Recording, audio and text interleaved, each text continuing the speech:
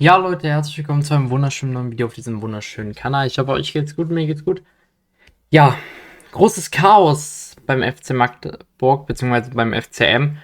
Und auch ein bisschen verständlich. Artig hat gelb-rot gesehen. Warum, weshalb, gehen wir heute an. Und was das für uns heißt, lasst gerne ein Like und ein Abo da. Ab 99 Cent kann man Mitglied werden, um diesen Kanal zu unterstützen. Würde mich sehr supporten. Damit geht es rein. Let's go. Ja, wie wir alle mitbekommen haben, in der Nachspielzeit der Partie KSC gegen FCM kochten die Emotionen über. Auslöser war Gelb-Rot gegen Barisch Artig. Beide Trainer schildern diese Szene und die Folgen davon. Ja, ich persönlich habe das sehr, sehr provokant gesehen von den KSC-Spielern und Trainer und Staff. Allein schon habe ich irgendwie so dieses. Allein schon, wenn man sich den Blick von Kaufmann anguckt, wo Barisch-Artig rausgeht, dieser aggressive, provokante Blick hat einfach sehr, sehr unsympathisch allein schon da in der Situation gewirkt. Muss ich ganz ehrlich sagen, das war, keine Ahnung.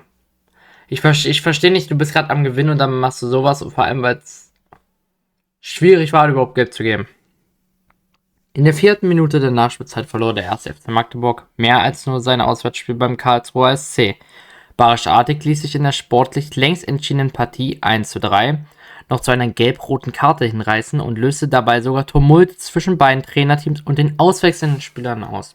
Ja, man hat es gesehen, da war dieses Hin- und Hergeschubse und ich bin immer noch dafür, dass das zum Fußball dazugehört. Das muss zum Fußball dazugehören.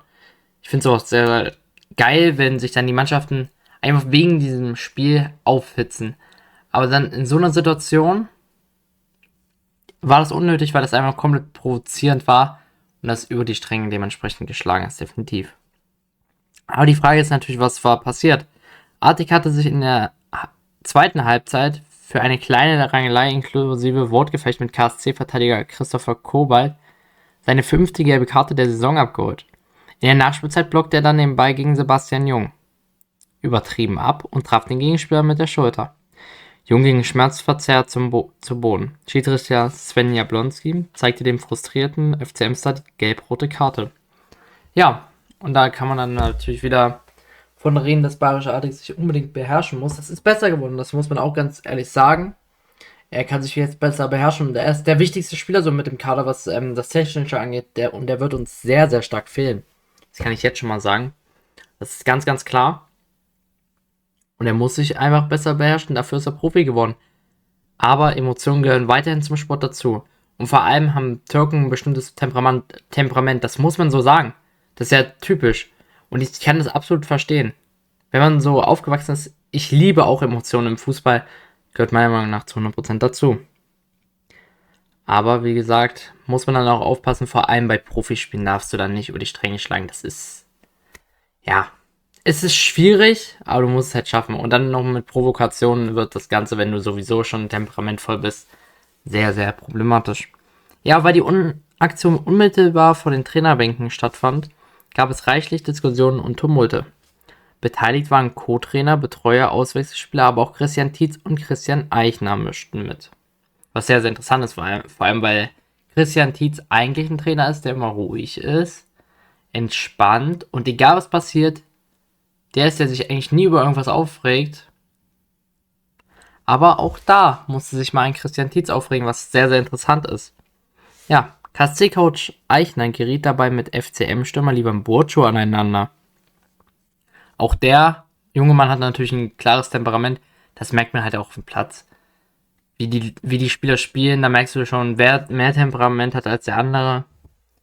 Vor allem immer Innenverteidiger-Temperament gefällt mir sehr gut. Das von Matthiesen zum Beispiel, weil er einfach eine richtige Wand ist. Ja. Die gerieten aneinander. KSC-Co-Trainer Siros Motekalemi, ich hoffe richtig ausgesprochen, hatte einige Sätze für Artig parat. Insgesamt war die Situation im Kabinengang höchst unübersichtlich. Im Nachgang zeigte Jablonski noch 2 gelbe Karten gegen FCM-Co-Trainer André Kilian und KSC-Torwarttrainer Markus Müller. Ja, das waren schon mal die im Endeffekt Karten danach. Dass man grundsätzlich nichts gegen den Co-Trainer von Karlsruhe gemacht hat, ist für mich auch sehr, sehr wunderlich, weil der hat provoziert und der hat eigentlich die Situation grundsätzlich ausgelöst. Warum dann da aber nichts passiert, ist wieder eine gute Frage. die ich leider dementsprechend auch nicht beantworten kann. Aber jetzt kommt das, was Eichner sagt. Artig geht mit voller Wucht in den Spieler. Das ist für mich kein Ellenbogenschlag, eher so halb Schulter. Aber es ist ein bewusstes Foul. Er sucht ja aktiv den Körperkontakt, sagte Eichner bei Sky zu der Szene, die zum Platzverweis führte. Ob das nun die gelb-rote rechtfertigte, wollte der KSC-Coach nicht bewerten. Und meistens ist es so, beziehungsweise das hat man ja aus Erfahrung, dass Trainer, die eigentlich ungern darüber reden oder bewerten möchten, wie die Szene war, nachdem sie gesehen haben, meistens ihre Mannschaft schützen wollen, weil irgendwas falsch gelaufen ist und es nicht die richtige Entscheidung war. So ist es meistens bewertet. Ja, man merkt hier natürlich klar raus, er versucht sich zurückzuhalten, versucht da nicht unbedingt ein Urteil zu treffen, obwohl er die Situation kennt. Ist auch wieder sehr, sehr schwierig zu bewerten. Grundsätzlich hält er sich da zurück, auch wenn er vor allem vorne bei den Rangeleien dabei war und da versucht hat zu klären, genauso wie Tietz, muss man sagen. Das tat aber sein Kollege Tietz. Die erste gelbe Karte war schon grenzwertig. Bei der zweiten ist er in den Körper reingegangen. Da kannst du als Schiedsrichter gelb geben. Dann musst du es aber in anderen Szenen im Spiel auch tun, sagte der Magdeburger Trainer, der mit Jablonski harter Entscheidung entsprechend nicht einverstanden war. Es war mit Sicherheit vermeidbar gewesen, sagte Tietz. Und vor allem eine Karte in der 94. Minute des Spiels zu geben, wo eigentlich das Spiel schon so gut wie aus ist schon eine sehr, sehr, sehr, sehr interessante Entscheidung. Oder auch interessant von Barisch Attik, dass er so reingeht.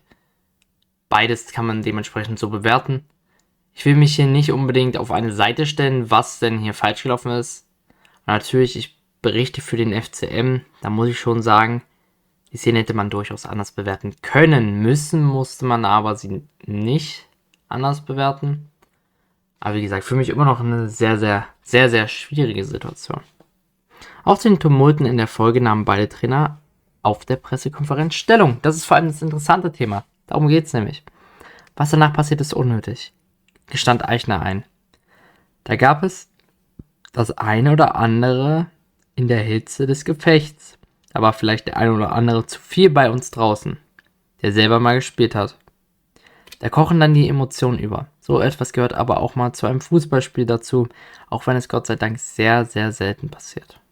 Und ja, genau das habe ich ja auch schon gesagt, es kann passieren, aber es muss dann auch mit dem gediegenen, wenigstens Respekt passieren. Sage ich immer gerne. Und das ist nicht passiert. Ich bin hundertprozentig im Fußball für Provokation. Wenn du mal dann einmal mal so einen dummen Spruch raushaust, aber provozierend komplett nur zu gehen, ohne dass sich der Gegner wehrt, ist dann für mich schon, ja, grenzwertig, sehr, sehr grenzwertig sogar. Und das würde ich dann dementsprechend auch verurteilen, weil das gehört dann nicht zum Fußball. Für den KSC-Coach war das schon nach Abpfiff vergessen. Er tauschte sich kurz mit Burcho aus, beide klatschten versöhnt ab. Wir haben uns nicht glücklich verhalten, sagte Eichner über seine KSC-Bank. Aber allein ist das sicher nicht passiert, sagte er. Und man hat natürlich auch klar im TV erkannt, Barisch Attik begeht das Foul, ist sauer, geht raus aus dem Feld und wird dann direkt angemacht. Ja, ob das jetzt alleine passiert ist oder nicht, das will ich jetzt mal gerne von euch hören. Schreibt es gerne in die Kommentare. Für mich war es tatsächlich grundsätzlich Provokation von der KSC-Bank. Muss ich ganz ehrlich sagen. So habe ich es mitbekommen. Ja, Tietz ging bei seiner Sicht der Dinge ins Detail, so wie wir ihn auch kennen, wofür er bekannt ist. Unser Spieler ist mit Gelb-Rot vom Platz gegangen und ist von 2 Trainerkollegen verbal angestürmt worden. Daraufhin sind auch Leute von uns eingeschritten, sagte FCM-Coach. Ja, und genau da haben wir das nämlich. Man hört klar dann natürlich raus, dass dann nur der KSC schuld war an der Situation, dass es überhaupt begonnen hat. Und genau das habe ich auch so gesehen. Weil niemand vom FCM-Team war da und hat irgendwie provoziert. Warum denn auch? Er hat die rote bekommen. Und es war nur der Co-Trainer. Tietz war auch auf der Pressekonferenz noch aufgewühlt. Ich habe es für mich als Trainer selten erlebt, dass für mich jemand so unkontrolliert versucht hat, anzugreifen. Ich will Dinge in der Emotion nicht ausschließen, aber würde es mir passieren, würde ich anschließend zumindest hingehen und sagen, es tut mir leid, ich bin zu weit gegangen. Und ja, genau das kann man auch von einem Profi auf der Bank von KSC schon durchaus erwarten. Da sind Profis auf der Bank, die wirklich seit Jahren im Normalfall, vor allem ein Eichner, seit Jahren im Profifußball tätig ist, sogar guten Profifußball tätig ist, nicht nur so gerade dritte Liga gekommen oder so, sondern der hat die Erfahrung dafür, dann auch einmal mal sorry zu sagen. Hat er nicht getan. Und das ist das Problem daran. Wen auf der KSC-Bank jetzt genau meinte, blieb unklar. Namen nannte er nicht, dafür aber den Grund für seinen Ärger. Sie konnten sich nicht beherrschen, die Häme über ihm barischartig auszuschütten. Und ja, vor allem, da kommen wir zum Punkt. Der Co-Trainer. Der ist sehr wahrscheinlich gemeint, denn der hat angefangen mit dem ganzen Müll. Und ist natürlich dann auch dementsprechend zu bewerten. Für Tietz und unserem Staff, dass sie dann auch dementsprechend eingeschritten sind. Da bin ich komplett dann bei.